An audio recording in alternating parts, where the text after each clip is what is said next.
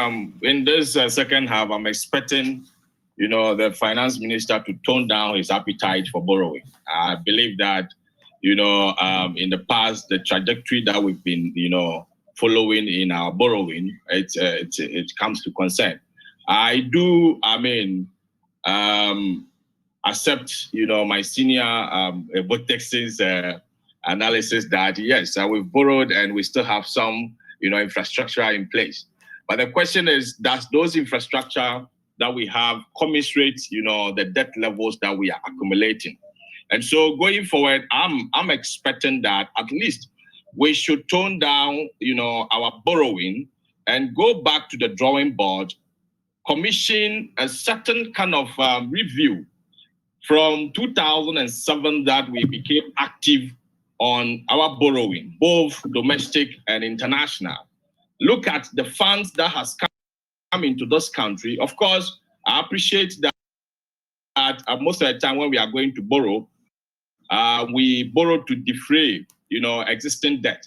But then we add on that the rest of the funds will be, will come to the environment to come and be invested in a capex. So let's go back to the drawing board and then look at the structures that we have, whether it can really stand by itself, if we should freeze borrowing and allow those assets to start generating cash flows to pay for those debts.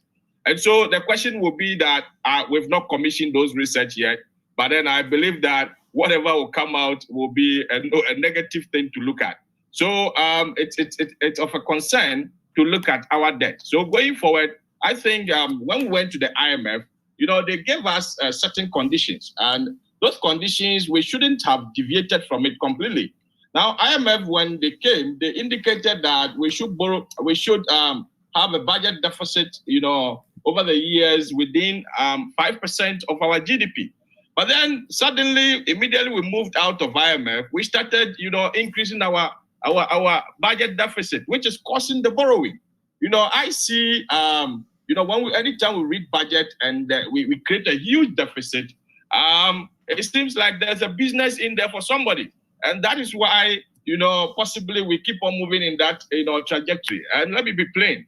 I think going forward, I'm expecting the finance minister to slow down, because there was a reason why IMF, gave us that 5%, discipline. And we could have kept that for some years, before we looked at the economy, assessed what we are capable of doing before, we will start moving it upwards. But look at 5%, and then suddenly we started jumping around 11%. The last budget that was read, in November, which we were expecting some downward trend, it even came to 9.5%. And that is where the borrowing is.